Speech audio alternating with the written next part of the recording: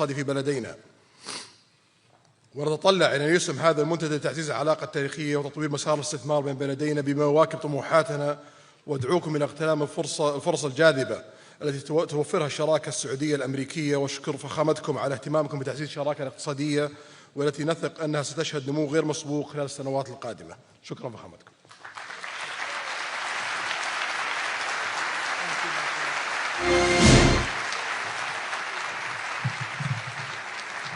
Well, thank you very much. And it's great to be here today at the U.S. Saudi Investment Forum. Great group of people. The biggest, you got the biggest in the room. But some of the most talented, maybe most importantly, the word talent, successful and innovative business leaders anywhere on the planet. Whether you have come from near or far, we're delighted to have you invest right here in the hottest country anywhere in the world. Every leader is saying the United States we're the hottest country in the world. We're going to keep it that way too. But this has been, according to those that seem to say it, and I will say it, I would never say a thing like that because I want to be very modest. I always want to be modest as I can. They say this has been the best 9 months that any president has ever had. I'd say that's pretty good, right? But we've had a great 9 months.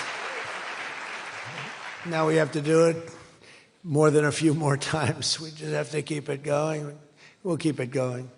I want to thank my friend, a great gentleman, Crown Prince Mohammed of Saudi Arabia, for his bold leadership and deep commitment to the ties between our two countries. Thank you. Thank you. Great gentleman.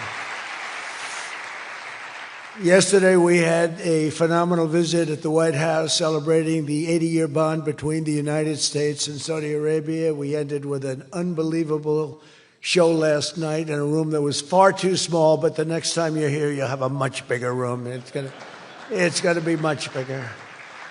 I made more enemies last night by we had 119 people. That was a record for the room. So they've wanted for 150 years. They've been clamoring for a ballroom at the White House, and we're giving them one. We're giving them one plus, and it'll be something. But you'll be here. You'll be among the first, if not the first, if you'd like. You know, we'll work it out. But you had a lot of people that wanted to be there. They really would have witnessed something that was really incredible. The entertainment last night was incredible, including our great opera singer, but including the military, the talent and the military musically is also incredible. So it was great to be with you last night. I think it was something to behold. We officially designated the kingdom yesterday as the major non-NATO ally. That's a big deal. That's actually a very big deal.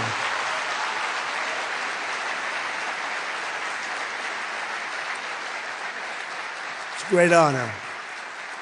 That happens seldom, very seldom, if at all. So I just want to congratulate you on that. That's a sign of trust. We signed a historic strategic defense agreement yesterday also, and that's something that is likewise very rare, and it's a very honored company that you're in. And we're going to be selling Saudi Arabia some of the greatest military equipment ever built. We build the best military equipment in the world by far. That's why we do the most business, including nearly 300 American-made tanks is what you're buying, among many other things, the airplanes, and we're working on getting that approved very quickly. It's already approved, but don't worry.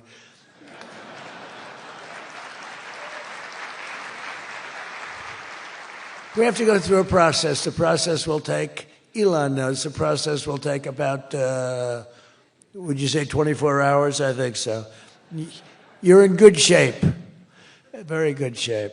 The partnership between our two nations is among the most consequential in the entire world, and together the Crown Prince and I are making an alliance stronger and more powerful than it's ever been before. We've had good relationships and, frankly, not good. You didn't have a good relationship with Barack Hussein Obama. You didn't have a good relationship with sleepy Joe Biden.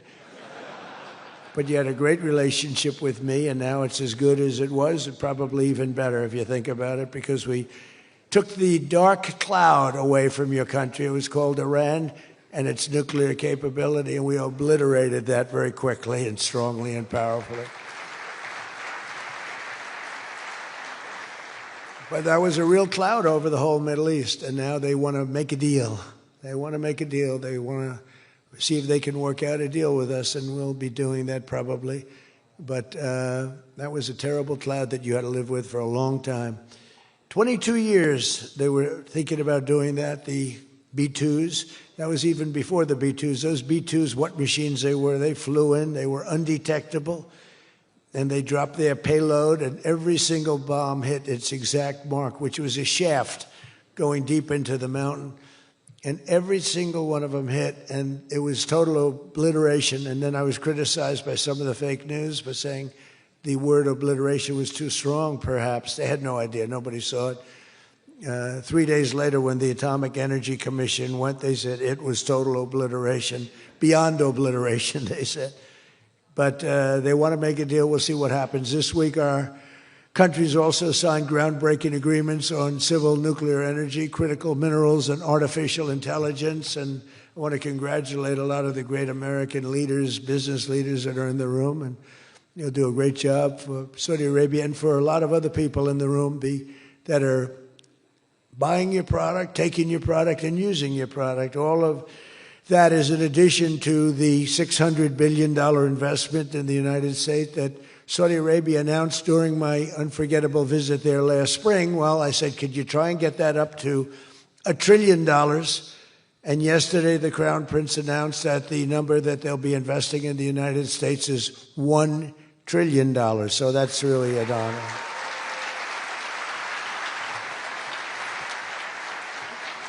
And we just took a picture backstage with some of the great business leaders and some of the great people, friends of mine from your country, and beautiful picture. And while we were taking the picture, I said, could you make it 1.5 trillion? So he's got something to think about. I don't know. We'll get something. I think we'll get something, Scott, right? But many of you in the room are playing a key role in making these projects happen, and we're told that $270 billion in agreements and sales are being signed between dozens of companies, and that's just happening today, $270 billion. That's big stuff.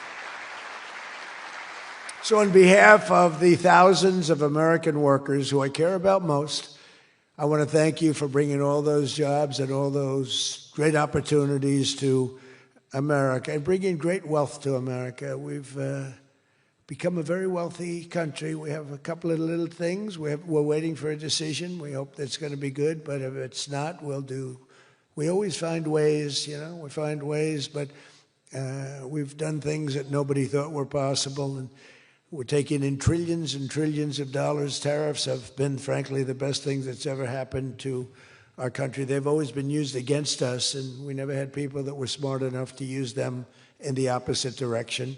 But now you do, and we have taken in trillions of dollars, and it's been absolutely amazing. We're going to be doing a dividend to the people, low and middle income, moderate income people, of at least $2,000. In addition to that, we'll be paying down debt very substantially. It's the kind of money we're taking in.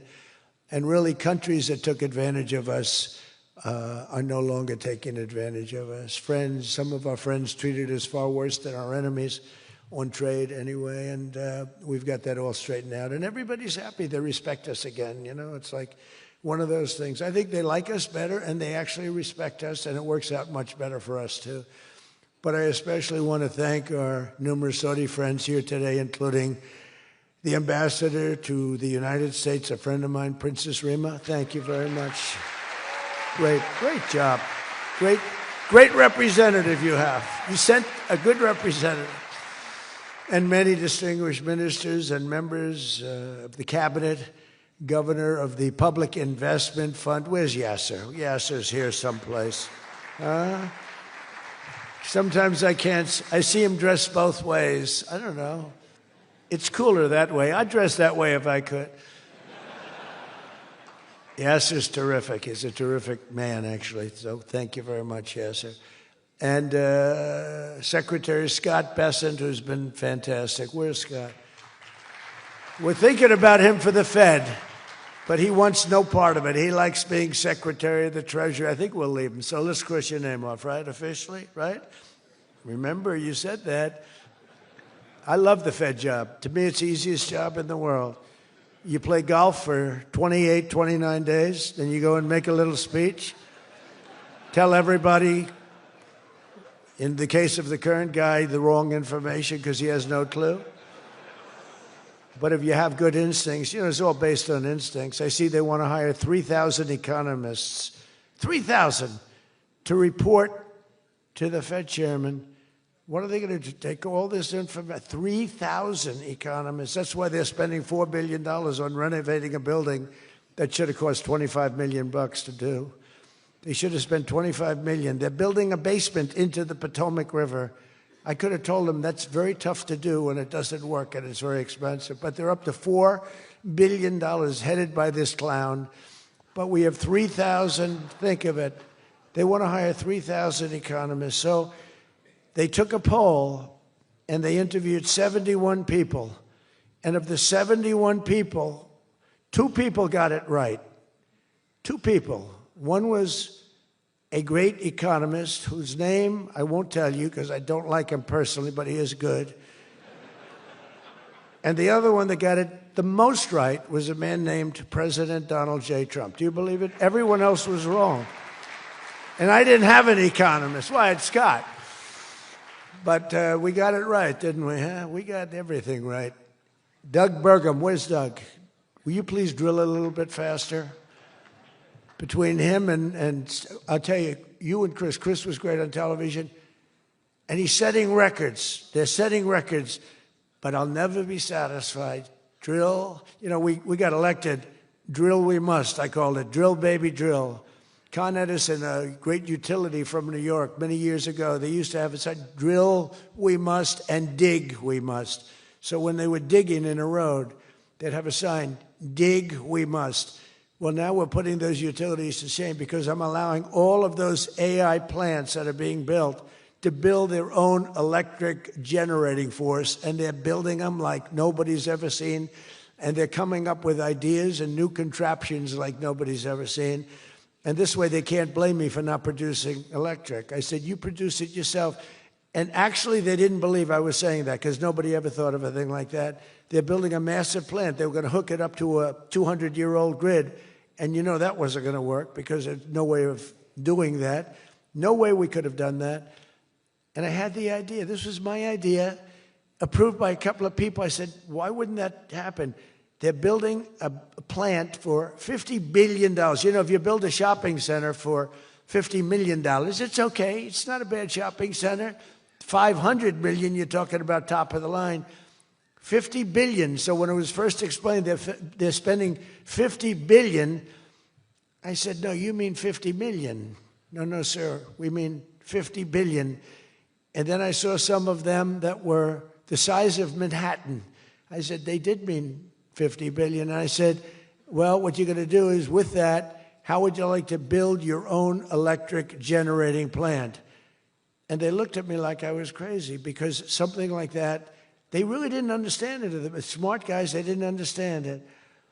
They said to me at the next meeting, sir, the biggest problem we have will be electricity. I said, you don't understand. I told you last week, you're going to build your own. I'm giving you approval to build your own plant, and you will be approved within a period of 2 to 3 weeks. It used to take 20 years prior to termination. In other words, you would wait 20 years and you wouldn't make it. You'd be voted down 5 to 4. I said, we're getting you approved in a 2-week, 3-week period. In fact, Lee Zeldin, one of the superstars of this administration, I said, Lee, if it's oil and gas, get them approved in 2 weeks. If it's nuclear, add another week. Because some are going nuclear, and they're doing, be careful. They better be careful. But they are going to be careful. They're the greatest people in the world. So now they come back and they actually believed it. And now they're being approved rapidly. And we have things being built, the likes of which nobody's ever seen. We're leading China by a lot in AI. And we're also bringing auto plants in from Canada and from Mexico. They took them, and they're all coming back. They're all coming back because of tariffs. If we didn't have tariffs, I mean, they like the fact that we won the election by a landslide on November 5th. That helped. But they're all coming back, and they're coming back from Germany and Japan. Toyota just announced, as you know, $10 billion worth of new plants. They just announced it last week I went to various countries, and Japan was one of them. And Toyota's coming in with a $10 billion investment in 4 or 5 plants. Now, we're going to be more advanced than we were. So we led the car industry like 100% 50 years ago. We led the chip industry 30, 40 years ago. We had 100%. Then people came in and started taking it. I don't blame them, Taiwan, et cetera. They took 100% because we had no president that protected our industry. If we would have said, it's wonderful that you're going to Taiwan, we think it's great, but when you sell your product back into this country, there will be a 250% tariff. Nobody would have left. Nobody would have left. And Intel would have been a giant. Intel would have been, where's Jensen? Intel would have blown, well, he now owns a big chunk of Intel. He's got it figured all different ways. Where are you, Jensen? Stand up. You have done such a good job. And you had a good 2 days, I understand, right? A good 2 days. How's Blackwell doing, okay? Any recent competitors? Anybody going to blow Blackwell away in the next week? They say 10 years. I don't know, maybe 2 years, 3 years.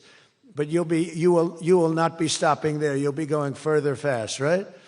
An amazing job you've done. I want to thank Howard Lutnick and Christy Noam for being here. Christy, Howard, good job.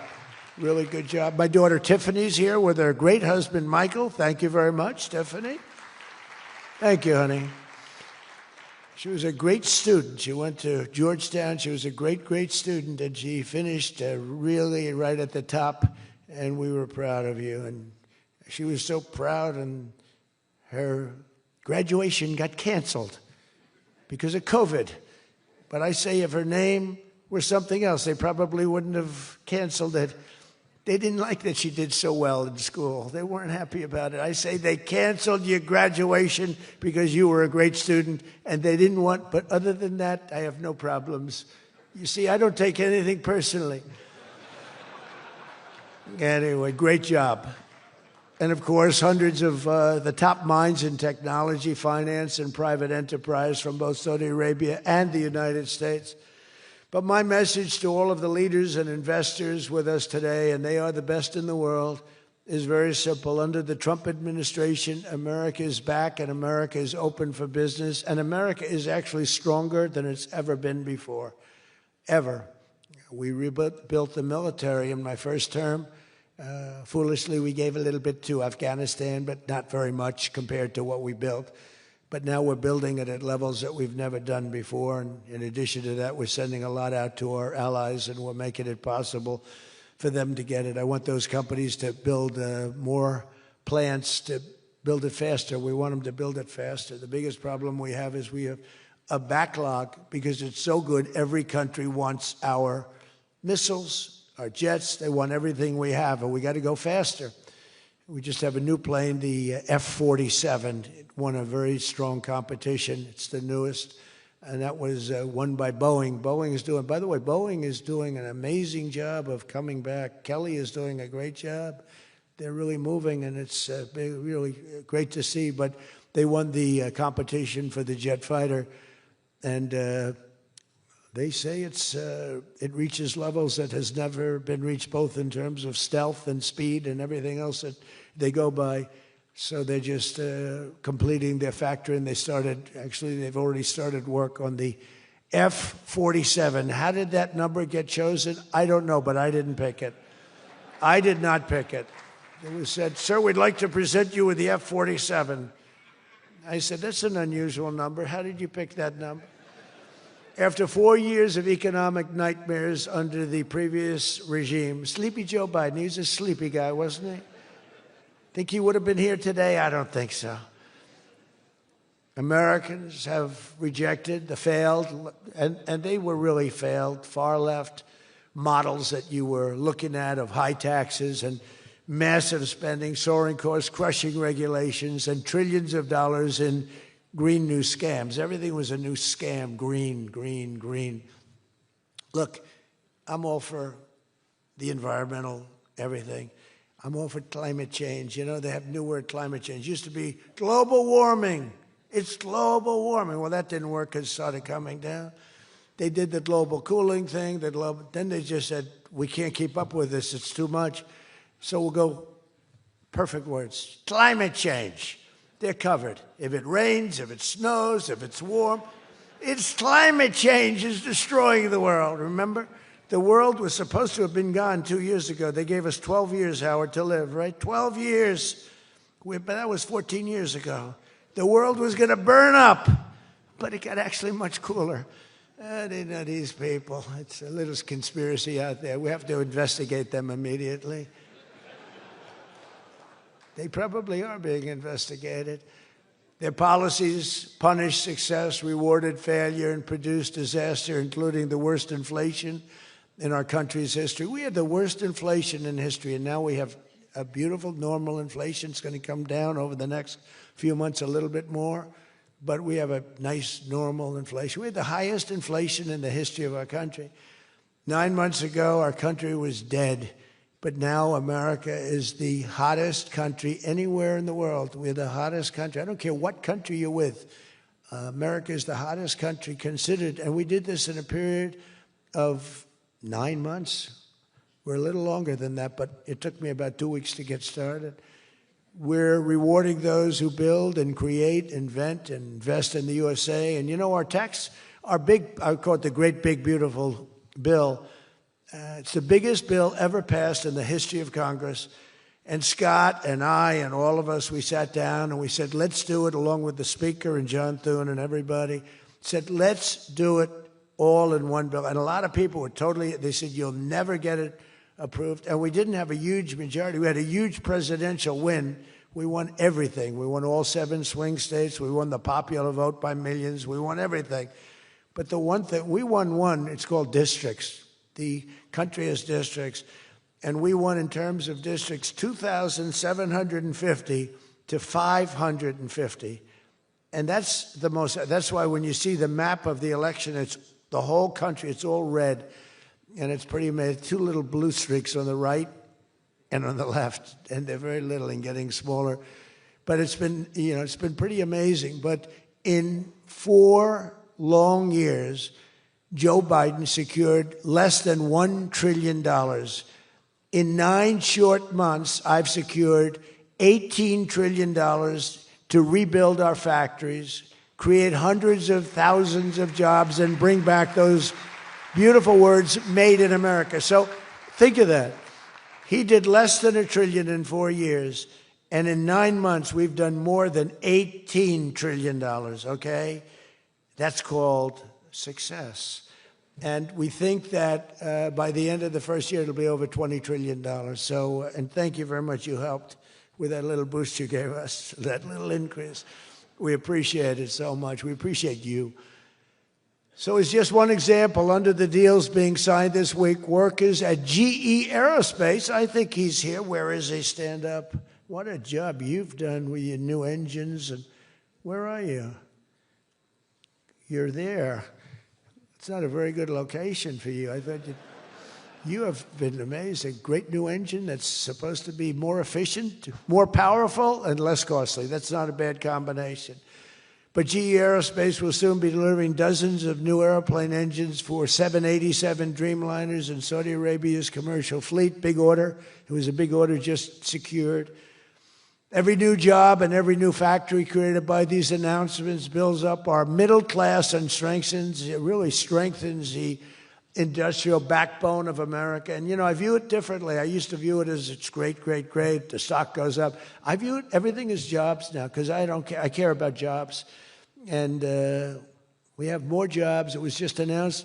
We have more jobs right now than we've ever had in the history of our country. Those are big numbers. You know, it's like crazy. It's just a great stat. More jobs today than we've ever had in the history of our country. And we're going to be producing a lot more are coming. In my first term, we built the greatest economy in the history of the world, and now we're do it again, but this is really bigger and better and stronger. The first term, we had what was considered the best economy that any president has ever had. That's nice. And we got hit with COVID, remember? And we did a great job with COVID, but that was a horrible thing for the whole world. The whole world suffered. Your country suffered. Everybody suffered. And despite that, we had the greatest economy. And before that, forget it. We blew it off the charts. I'll never forget, I met with pollsters the day before I got the news about COVID, but I met with two pollsters because we were starting to think about the next election. They said, sir, if George Washington and Abraham Lincoln came back from the dead and they aligned and they went for the president, vice president as a combination, you'd be beating them by 25 points. And then the next day I was told that something strange is happening. There's a lot of death being reported in a certain country. I won't tell you which one because that country is well represented here, but you know which one. And thousands and thousands of people are dying. And I said, that's strange. What would that be? And it turned out to be a disaster for the world. There's, nothing has been seen like that since 1917. I always thought that when I heard, pandemic or anything you want to call it, but I always thought that was like an ancient phenomena, that could never happen in modern times, but it did. But we did a great job with all of the things that we did with the vaccines, with so many of the drugs that we came up with, making you better. Regeneron, as an example. Regeneron was fantastic. I give them great credit for what they did. But we did great, and then we started doing the gowns and the masks and the goggles and the ventilators. We were sending ventilators all over the world. We became the king of ventilators. But what a period of time that was for all of us. But despite that, we had the greatest economy in the history we had the greatest economy in the history of the world. And I'll tell you, it was an amazing time. But this looks like it's going to be blowing it away, because when these plants, which are being built now, and many are going to be started very shortly, many, but when they open, we're going to see numbers the likes of which nobody's ever seen before. And, in some cases, you're building extremely complex plants. You're building plants to make computers and to make telephones, to make a lot of different things, missiles. But you're building plants that make things that are very detailed, and you have to have great knowledge. And you're coming here and you find, if we don't have people that did that before, we are allowing you, and I may take a little heat. I always take a little heat from my people, the people that love me and the people that I love. They happen to be toward the right of center, toward the right. Sometimes they're way right. But if you have to bring people to get those plants opened, we want you to do that, and we want those people to teach our people how to make computer chips and how to make other things. You can't come in, and I'm explaining, you can't come in, open up a massive computer chip factory for billions and billions of dollars like is being done in Arizona, and think you're going to hire people off an unemployment line to run it. They're going to have to bring thousands of people with them, and I'm going to welcome those people. Now, I love my conservative friends. I love MAGA, but this is MAGA. And those people are going to teach our people how to make computer chips, and in a short period of time, our people are going to be doing great, and those people can go home where they probably always want to be. When people are born someplace, they tend to want to go, and we have the greatest country in the world, but they want to go. But they're going to do. We had one case in Georgia where a battery factory, batteries are very dangerous to make. They're complex, much more complex than people understand. And they spent $1 billion to build a factory, and they were told to get out. And I said, stop it. Don't be stupid. And we worked it out. And now they're teaching our people how to do it. But they're going to have to spend, Jensen, I don't think you can open up a big plant with your friend from Taiwan where we're going to have 40 or 50% of the computer chip business I don't think you can do that with people that don't even know what a chip looks like. Do you agree with that? So somehow, the people that are against us are really, really smart. They're unbelievable patriots, but they just don't understand. Our people have to be taught. This is something they've never done. And we're not going to be successful if we don't allow people that invest billions of dollars in plant and equipment to bring a lot of their people from their country to get that plant open, operating, and working. I'm sorry. So my poll numbers just went down, but with smart people, they've gone way up. They've gone way up. And I mean that. So for those of you that are doing the plants, you're going to have all the help you need, and you're going to do a great job. And you're going to teach our people how to do it, and our people are going to be just as good as your people ever were in not such a long period of time. Since the election, the stock market has set, and this is a little more than 9 months, 46 all-time record highs. And the growth is now amazing, and it's lifting up the Americans and American economy like nobody's ever seen before. It's the biggest. There's never been a period of time like this. Wages for hourly workers are rising at the fastest pace in 60 years, and real wages for construction workers are up $2,200 a year, and that's good, and that's spending. They're going to spend. They're going to buy many of the things that you're making. In 9 months, we've lifted over 600,000 Americans off food stamps, and that's happening rapidly. You know, when we had the problem 2 weeks ago on the SNAP, and they talked about all of this, the numbers. So when I left, which was a rigged election, by the way, but that's okay. You know, they used to go crazy. I'd say rigged election. Oh, nobody complains anymore because now they realize it was, and it's been proven, and it continues to be proven. But when I left, that number was $7 billion. Now it's $47 billion. That's Biden. So if you think about it, if Kamala, who's the same basic thing, grossly incompetent, he was incompetent, they're all incompetent because their policies are incompetent. Open borders, men playing in women's sports, transgender for everybody. I mean, they got the worst policy. I don't talk about it too much because if I talk about it, they might change. So, no, I don't talk about it. I tell people, don't talk about it. Wait till 2 weeks before the election and hit the hell out of them. Right? We talked about that, right, Elon? He said, we wait 2 weeks before. It's almost like you're in a war. Don't shoot yet. Don't shoot. Hold your fire. The enemy's rushing. Hold your fire. Don't shoot. Okay, now you can go. 2 weeks before. But I watched a guy the other day, a congressman, fighting for men playing in women's sports. And the new weightlifting record for a certain weight was just set. The man was 119 pounds higher than a woman champion who was a phenomenal champion. Beat her by 119, and he was an average lifter prior to transitioning. A lot of the Saudis are sitting here saying, what the hell is he talking about, transition? They don't do a lot of transitioning. They're sitting here, the Saudis are saying, what is he talking about? They're saying, what do you mean women are playing against men? No, that doesn't happen, does it? Yeah, it does. These people are crazy.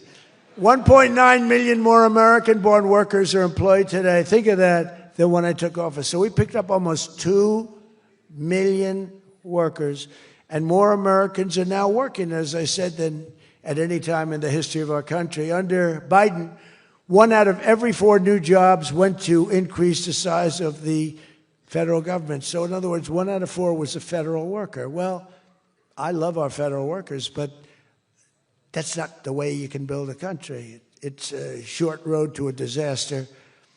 Under my administration, 100%, think of that, of all new jobs created came out of the private sector.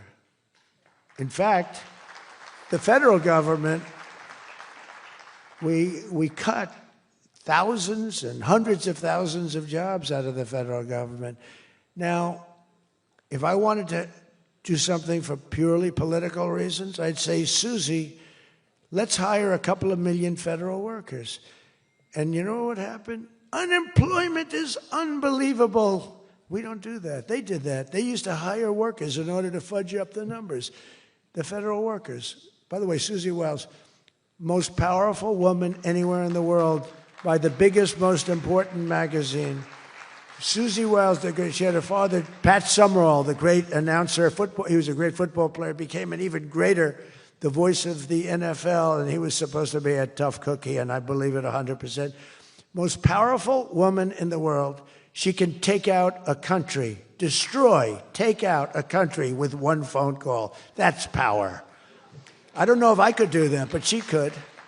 Thank you, Susie. Do you feel good about the job you're doing? Huh? She's never going to be satisfied. She's doing a great job. We're also making incredible strides to make America affordable again. That's a new word that they're using. Affordability, they talk.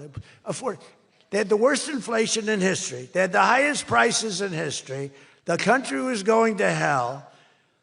The only thing that we're going up in is our stock market, okay? The only price that we really have, I mean, we're bringing prices down, but they came up with a new word, affordability. And they look at we were all about affordability, and everyone assumes that that meant that, no, their prices were high. If you look at the numbers, since I took office, core inflation is now below 2.7%. It was at numbers that nobody had ever seen before with them. Walmart just announced that the cost of their standard Thanksgiving meal is reduced by 25% this year from last year. So they make, look, the Democrats, I don't know, some of you are probably liberal Democrats. I don't know about in your country. I don't know if you know that word, liberal. The word liberal doesn't exist. But they have a new word now. You can't use liberal, you have to use the word progressive. And I don't like using it. It's a beautiful word, progressive. Progressive, that's not them. They're regressive. No, they're regressive. Think of it. So if I don't get in, we have $20 trillion. Let's say she gets in. Instead of $20 trillion, you'd lose $10 trillion, and your welfare and other benefits would go up by 30%. Look at SNAP. Look at what happened there. From 7 million to 47. From 7 billion to 47 billion.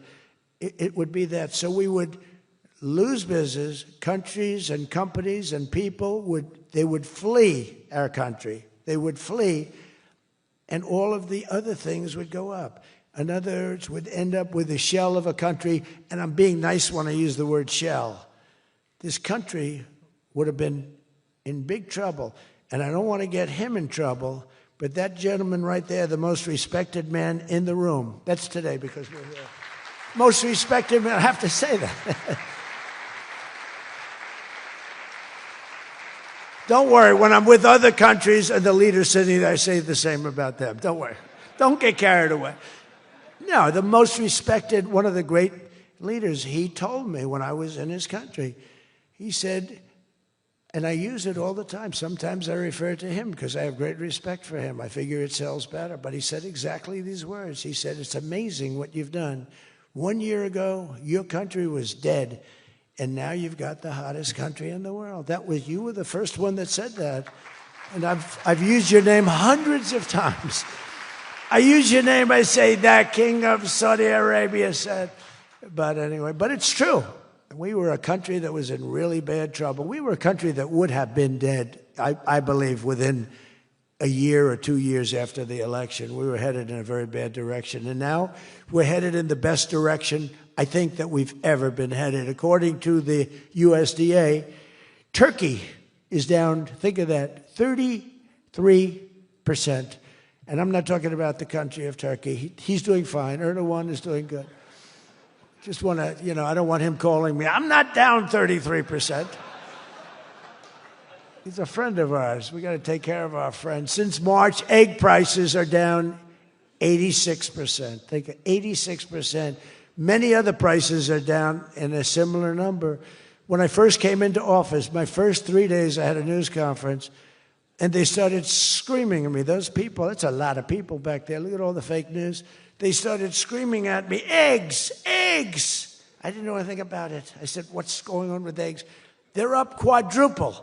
I said, I've only been here for 3 days. And we'll work on it. And we got them down very substantially. They said, don't buy eggs for Easter. At the White House, we have an Easter egg hunt. We buy thousands of eggs. People come from all over, thousands. They asked me, sir, would it be possible this year to buy plastic eggs? I said, I'm not buying plastic eggs. The kids are going to pick up an egg. They're going to, what the hell kind of an egg is this? And we bought maximum number of regular eggs, and we got the prices. Brooke Rollins did a great job, Department of Agriculture. She did a fantastic job. And eggs are way down now. Mortgage rates are down despite the Fed. I mean, Scott, you got to work on this guy. He's got some real mental problems. No, there's something wrong with him. It's just sweet. I'll be honest, I'd love to fire his ass. He should be fired. Guy's grossly incompetent. And he should be sued for spending $4 billion to build a little building. I'm building a ballroom that's going to cost a tiny fraction of that, and it's bigger than the whole thing put together. You got to work on him, Scott. The only thing Scott's blowing it on is the Fed. Because the Fed, the rates are too high, Scott. And if you don't get it fixed fast, I'm going to fire your ass, okay? I can't tell you, Scott, sir, don't fire him. Sir, please don't fire him. He's got 3 months to go. Don't fire him. I want to get him out, Scott. Please. He's the voice of reason. You're very lucky you have him, I'll tell you that. Done a good job. I think Howard's a little bit more for firing him. Right, Howard? I think Howard would say, get him the hell out of there. Anyway, well, congressional Democrats wanted the largest tax hike in history. They wanted to raise your taxes by 42% of you, 44%. I proudly gave you the largest tax cuts in American history. Don't forget, the great big beautiful bill doesn't kick in until January 1st. So all these numbers that you're reading about, all these great numbers, that's without the tax cuts. The tax cuts take effect on January 1st, and that's no tax on tips, no tax on overtime, and no tax on Social Security for our great seniors. Even people that go buy a car, they've never had this. You know, middle-income people don't know what the word deduction is. They don't know. This room, they live on deductions. Me too. How much of a deduction do I get? We all live on it. Middle-income people, they don't know about that. They don't really have deductions. We're giving them a deduction on the interest if they buy a nice Tesla car and they borrow the money. You're so lucky I'm with you, Elon. I'll tell you, has he ever thanked me properly? Although I do let him buy other than electric cars, but these are minor details. You know, we had a mandate, which even Elon thought was ridiculous, that everybody has to have an electric car by 2030. And once, fortunately, he said, that's a ridiculous thing. So I keep quoting, but I'm giving them a deduction. Now, Elon would like to have it differently. A deduction only if you buy a Tesla, right? But we'll let it be for everybody. But think of it. You get a deduction on the loan, on your interest payment. I think that's going to be an unbelievable boon to car sales. I think it's one of the biggest things, and we'll see, but I think it's going to be. And the biggest thing I've done for business and jobs is deductibility, where all of that money that you're spending, 100%, think of it, expensing for all new equipment purchase, factory construction, including structure. Every single thing you're allowed to deduct, expensing 1 year. And that's what made our first tax bill, in my opinion, more than anything else, bringing your money back in. We have that, we have everything. Trillions of dollars, hundreds of billions, but trillions of dollars. Apple alone, Tim Cook brought in hundreds of billions of dollars. You couldn't do it under the old tax code. You'd have to pay so much tax, and just the bureaucracy of it. We made it very simple. We charged a fair rate, and we took in billions. Well, we have that. But the expensing, to me, was the thing that made it so successful. And the other thing is all of those tax cuts that we got, that was the largest tax cut in history. On top of adding to those cuts, we extended the original tax cuts. If we didn't extend, you would have had about a 58% tax increase from that point, and we were able to get that extended. So I want to thank the Speaker of the House, and I want to thank John Thune. And a lot of people thought that bill, because we put everything into that one, we took 4 years' worth of things, and we put them into the great, big, beautiful bill. and we got it passed. It was close, like about a quarter of a vote. It was on fumes. We thought for a couple of moments we were not going to be able to get it. Then we would have had to have it in 9 or 12 or 14 different bills. And I don't think we would have gotten many of them approved. We would have gotten some easily approved, but some we would have gotten no votes on. By putting it all together, we got everything. And it was a great job, and I think someday it's going to be appreciated. But among other things, it's the biggest tax cut in history for people and for businesses. So just enjoy it. And think of me every once in a while when you're hiring new people and making a lot of money. You just think about us. But I'm cutting a record number of job-killing regulations. That's the other thing. And I've already slashed more than $1 trillion worth of regulations this year. My last term, I gave the largest regulation cut in history, and now we're doing it again. In fact, for every new regulation, they're mandated to cut 10. And so far, it's for every new regulation, they've cut 30. So they have the idea. And very importantly, we stopped Joe Biden's radical crusade to kill oil and natural gas. Somehow, I don't think Saudi Arabia would like me too much if we could decide to kill oil and natural gas. There's nothing like it. It works. Windmills don't work. Other things, I don't want to get into it too much, but they don't work. What does work is natural gas, oil, nuclear, and other things. But the windmills are a disaster. I am the biggest negative person on windmills. They ruin your locations. They ruin. When I look at some of these countrysides that are littered with windmills, and every time it goes around, you lose money. The country loses money. It's a disaster. And I just hope that some of these countries that are losing their ass, we have countries that are going bankrupt because they're putting windmills all over the place. You're supposed to make money with energy, not lose money with energy. And we talk about oil, and we talk even clean, beautiful coal. I said, you're not allowed to mention the word coal unless you precede it by saying clean, beautiful. So I have my people in the office, they're talking about coal, right? And they're going, sir, a clean, beautiful coal is doing very well, sir. And then 2 minutes later, clean, beautiful coal. Then he mentions the third time, sir, coal. No, it's clean and beautiful. Because it needs a public relations help. Coal needs a little help, public relations-wise. So we refer to it as clean, beautiful coal, and it does have its place, that I can tell you. But we're streamlining permitting for all new energy projects, all new mining projects, and what used to take 28 days is now down to very little.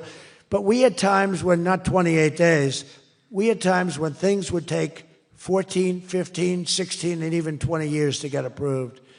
We have a maximum day, 28 days. That's the maximum it'll take.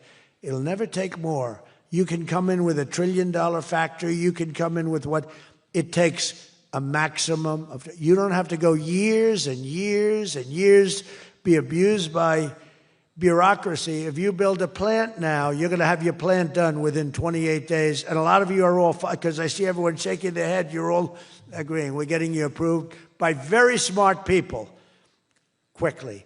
You know, when you used to walk in with plans done by the best engineers in the world, thousands of pages, and drop them on some guy who's been there for 28 years approving environmental impact statements, and he's looking at pages that he's never seen, and he's supposed to approve it.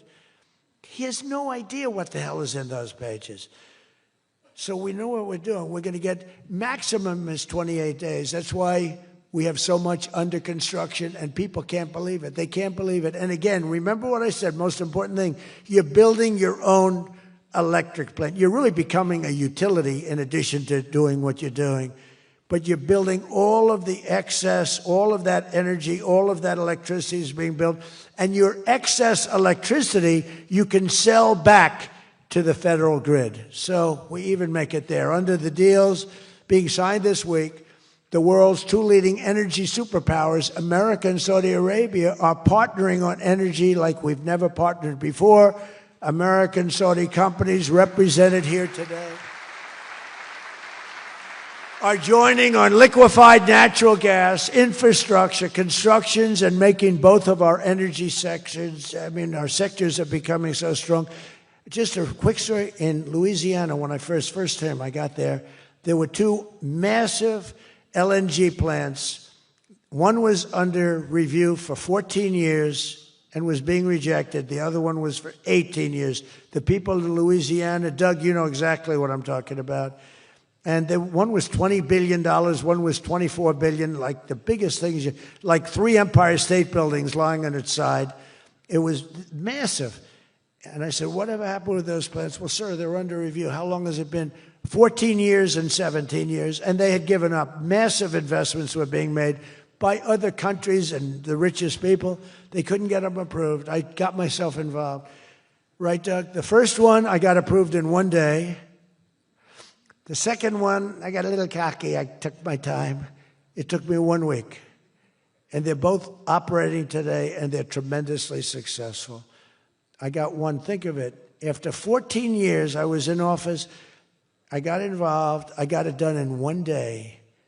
And it's been a tremendous success and made a lot of money for our country and for a lot of other people. And the other one took 1 week to get done. That one was under review, I think, for 14 or 15 years, both of them. So I'm very proud of that, actually. I also proudly ended the ridiculous Biden-era restrictions on artificial intelligence, and we will work closely with friends and partners like those in this room to build the largest, most powerful, most innovative AI ecosystem in the world, and we are going to work it so that you'll have a one approval process, not have to go through 50 states in the United States. You know, you can't go through 50 states. You have to get one approval. 50 states is a disaster because you have one woke state and you have to do all woke. You'll be back into the woke business. We don't have woke anymore in this country. It's virtually illegal. But you'll have a couple of wokesters, and we don't want to do that. We want to get the AI done, and I'm working with David. David's done a fantastic job. If he's here, I think he is. He is. Thank you.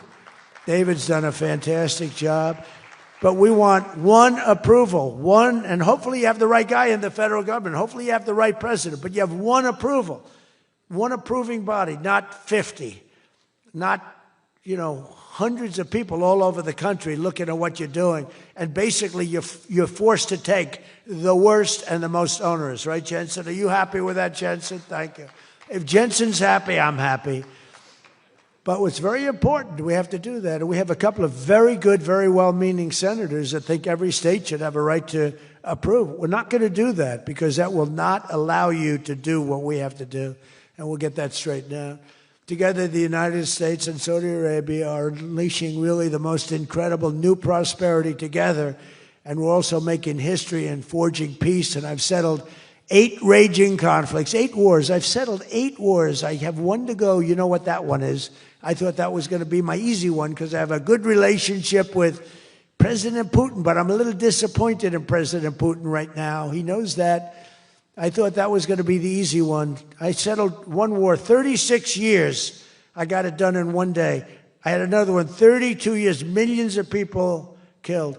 Even Congo and the Rwanda, they had 10 million people killed. It was out of control. I got that settled. I have a man's father who happens to be in this room doing a great job, right? Got that settled. I settled 8 wars, and I'll tell you, His Majesty would like me to do something very powerful having to do with Sudan. It was not on my my charts to be involved in that. I thought it was just something that was crazy and out of control.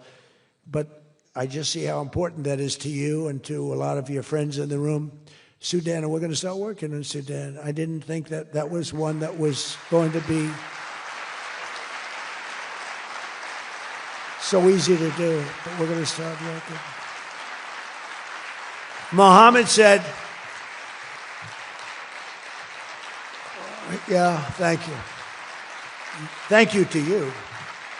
No, it wasn't on my charts because I'm good at settling disputes, and I've always been. I've done very well with that over the years, even before this. But I was talking about the different wars, and look, India, Pakistan, they were going to go at it, nuclear weapons. I said, that's okay, you can go at it, but I'm putting a 350% tariff on each country, no more trade with the United States. No, you can't do that.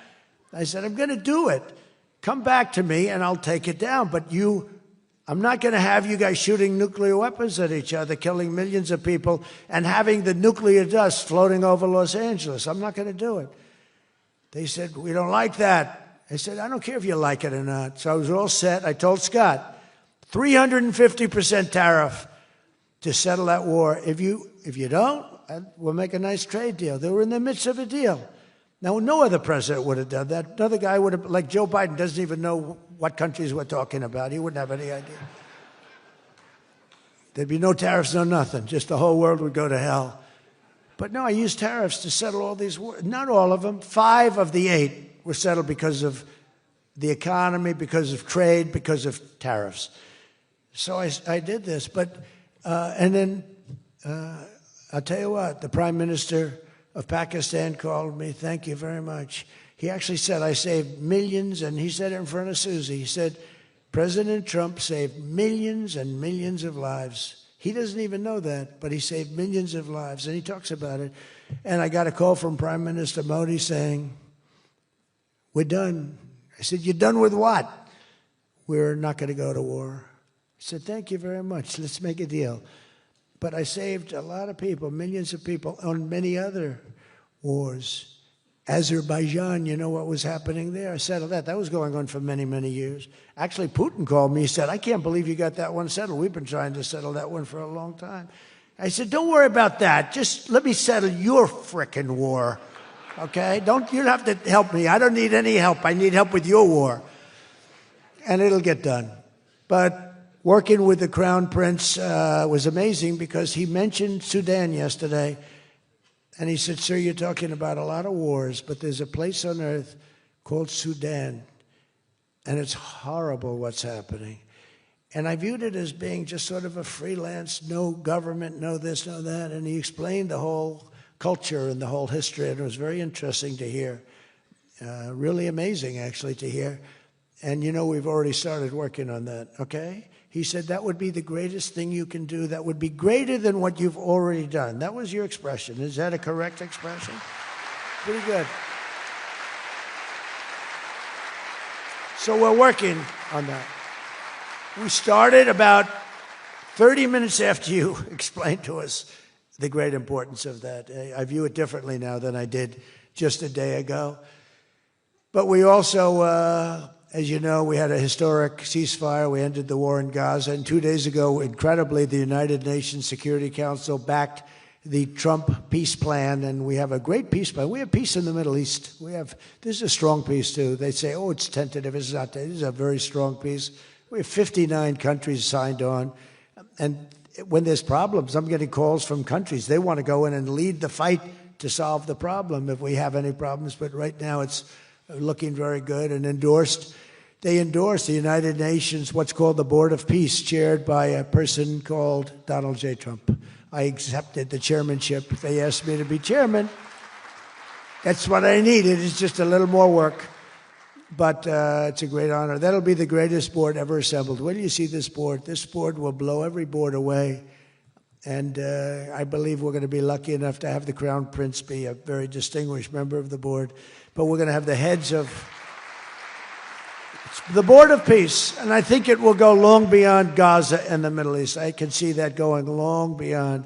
There'll never be anything like this in terms of, I know you all have wonderful boards, but this is going to blow it away. It's going to blow them all away, and it's going to do some really good. So in the coming months, the Crown Prince and I are going to ensure that the ceasefire and everything else that's going on that's so positive in the Middle East. Hard to believe. I mean, I've grown up, peace in the Middle East. I used to hear peace, peace, peace in the Middle East, but never happened. We have peace in the Middle East. It's an amazing thing. Nobody thought, 3,000 years they talked. Nobody thought it would happen. In just 9 months, our administration has achieved more than most other administrations achieve in 8 years. And we're leading again in just every country. We want to win. We want to win for you. We want to win for ourselves. We want to help our allies. We want to change our enemies. We want to change our enemies. I'm being nice when I say it that way, but we want to change them. And if they don't change, we're going to be nasty. But hopefully we're not going to have to be nasty. But we want the world to prosper. We want the world to be safe. Our alliances are flourishing like they haven't before. And, you know, they're respecting America again. They didn't respect us. We were like a bunch of stupid people.